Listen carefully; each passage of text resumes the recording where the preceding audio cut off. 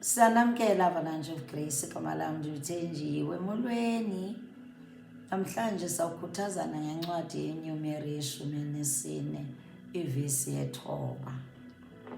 Ze nithi kodwa ningamvukeli uYehova, naba bantu belozwe ningaboyiki ngokuba besisonga sethu. Kumkile kubo umthunzi wabo, uYehova unathi ningaboyiki.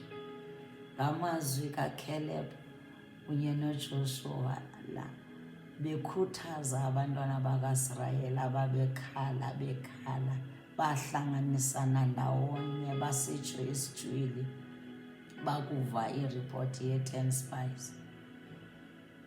Boyika bekhala besilwa noMoses noAaron bebuza into yoba benisaphi apha. Kwaba yinto enkulu embi, kodwa namhlanje endifuna uba sikhuthazane ngayo iyoba njena uvesi 9 uCaleb noJoshua bafika bathi kubo, nini into yokuqala ze ningabi rebellious, ningabehlaza, ningamlwisi uYehova, nina nimamele yonke into ayithethayo. Namhlanje la mazwi athetha athetha nathi namhlanje. Into yoba uYehova lona ngumdali wezulu nomhlaba, masimxabise simbeke phambili ezimpilweni zethu. Senze nantoni na ethethwa yiBhayibhile kwi-end times. Themba lethu mayibe kuYehova, singabehambi sikhohliswa nje. Okwesibini uthi kubo aba bantu belalizwe ze ningaboyiki. Nathi zonke ii-challenges zethu esidibana nazo masingazoyiki, ngoba uYehova umkhulu kunazo. Sithandaza uYehova omkhulu. He is the greatest ukudlula zonke ezi challenges. Asithembeni uYehova ngoba unezithembiso anazo ngathi. Njengoba naye wayebathembisile abantwana bakaIsrayeli abamthemba, kodwa uJoshua kunye noCaleb bona babesazi into yoba uthembisile wathi elalizwe lelethu. Bengama-warriors.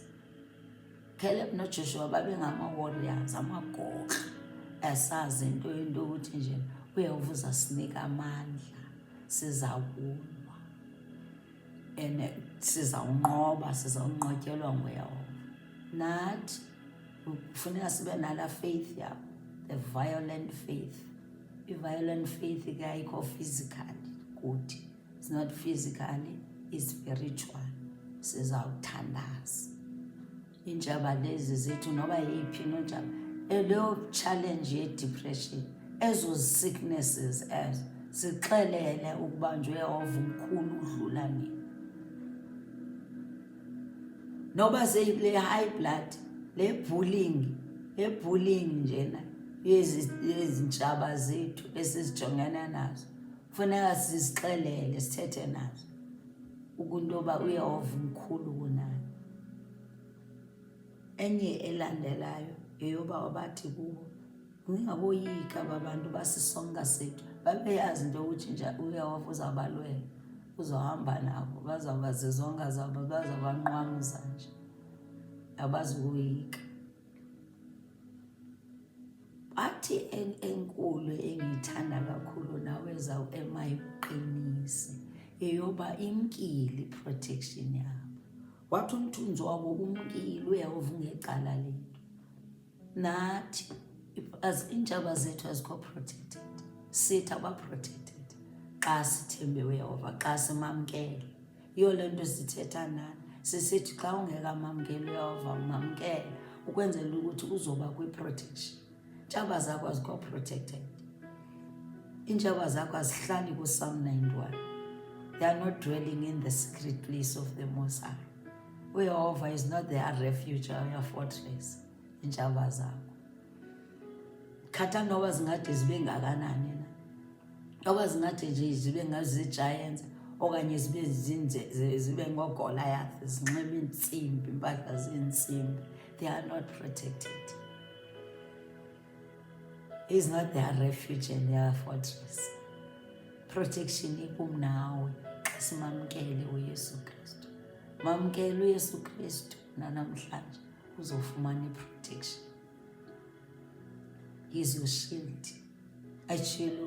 Wetshilo uDavid in Psalm 18 verse 2. Athi nje, the Lord is my rock. He's our rock. My rock, my fortress, my deliverer. Ekhayisa moya. Athi my God. Athi my strength, in whom I trust. And my God is my strength, in whom I trust. And He is my shield, the horn of my salvation. He is my high tower.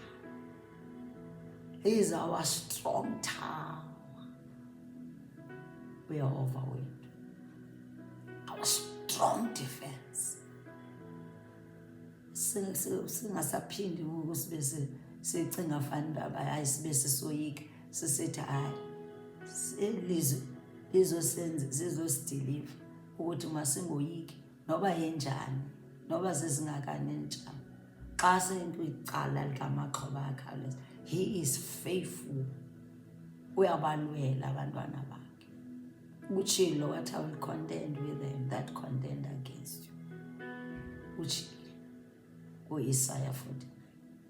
Asisoloko simthembile, sikhuthazana ngelizwi nje, sifuna womelele ube strong.